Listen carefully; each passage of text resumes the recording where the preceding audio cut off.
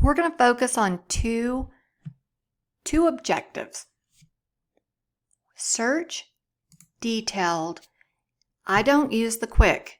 I use detailed. And you're going to have preset criteria, and it's probably going to include what's already under contract. Well, you know how frustrating that is to be on the phone with a lead and you're trying to be very quick and you have to uncheck this mess. It's very frustrating. So go ahead, uncheck it, check the active, the coming soon, single family. Right up here, set clear defaults.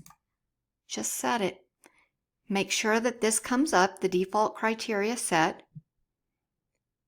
And from now on, when you log in and you go to search and detailed, residential detailed, now here it is. This is what's going to show up. Active, coming soon, single family. That's focus number 1. I said 2 things, but actually 3. Right down here, you're going to have an additional fields. You can add or remove. And actually, I need to remove. Where is it? Where is it? Proposed financing. I'm going to remove that. It's never right. If you put, let's go back here. If you put, well, I took it out. I had it to where it would only come up if FHA. Well, what happens if the agent doesn't put or specify the type of financing? Well, then I've missed out on a quarter of the properties, right? Potentially. A great way to use this, and I will go ahead and put a link on the comments section with the different additional fields that I've used, that I do use. Check this out. Property descriptions. If you go up here, I don't think there's anything over here that will allow you to search by if it has a mother-in-law suite. This doesn't always work out, but I'm going to put an asterisk. An asterisk is pulling anything that might have something at the start of the word or phrase, right? Asterisk, mother, asterisk. I'm hoping to pull anything that says mother-in-law suite. And it shows 162 properties match that property description. I'm going to pull this first one, and hopefully it didn't fail me. Oh, look at that. Mother-in-law. Isn't that neat? Again, it doesn't always work out, but it's worth a shot. Let's take that out and let's look here. You may not want to specify waterfront. Unfortunately, some agents, they just mess up. I have messed up before. Current price per square foot, this is great for investors. High school, a lot of people are going to want something near a certain high school. So Martin. And now everything in the Martin High School area is going to pop up there. 47 matches. Fantastic, huh? Occupancy, this is great if you're new. Even if you're not new, you may want to just go and take a look at properties that are vacant. That way it's usually a go and show. You're not bothering anybody. If you're a little bit late, that's okay. So vacant, that's a really cool feature. You may want to look up by days on the market. In our area, sometimes people want barn dominiums, metal structures that are actually houses. Taxation is different. Listing agent MLS ID, selling agent. You may want to get nosy. Sometimes I have agents that they'll put in an offer on a multiple offer situation and tell me how many transactions they've closed this year. Well, congratulations. I usually call the last agents that they've worked with to find out if it was a smooth transaction. Did they do a good job or not? My job is to create a seamless transaction, and that's one way that I do so. All right, I'm just going to throw in something. Here we go, 42 matches. So let's go to results. I'm also going to put in the comments section this right here. This is so neat. You can change this.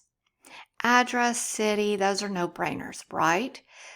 But what you don't have, see this right here? Hot sheet is what they give you. Yeah, isn't that nice? It kind of sums everything up. There's different ones. Agent full. You have, what other one did I used to use all the time? There's a cross property. I hate that. I just don't like it. Agent two-liner. I think I've used that a couple of times, but it's really confusing. So anyway, I'm just saying, you can make your own. You can make your own. Take the hot sheet. That's what you have. We're going to get rid of this. It's showing single family resident. Remove. City. I probably know that already. I don't really care about the area just because all I need is the city. So I'm going to remove that column. Listing office. Remove. Price stays on the market.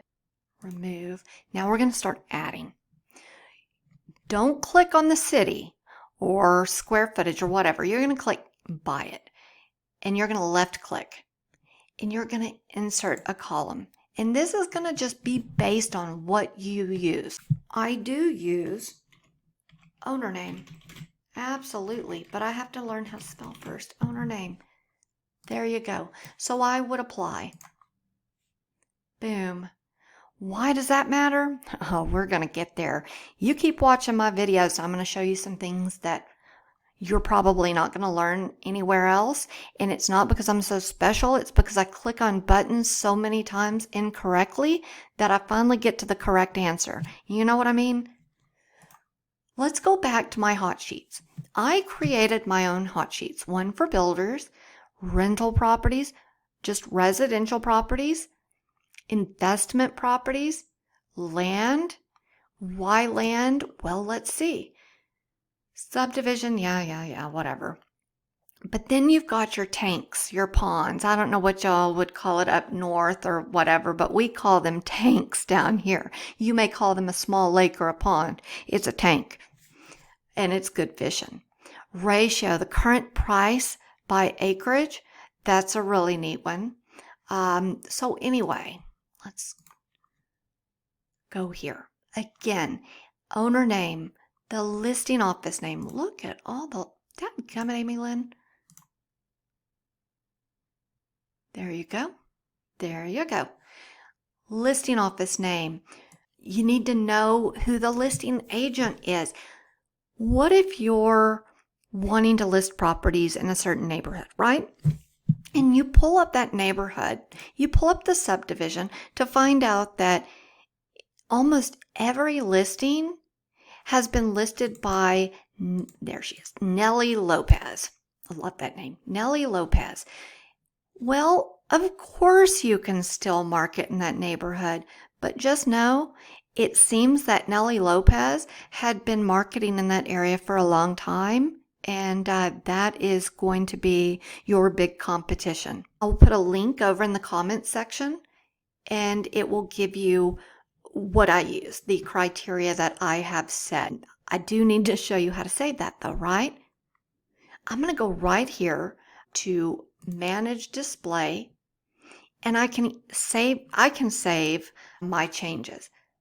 But I can also set the current sort, order, and count as my default search. And then you can name it.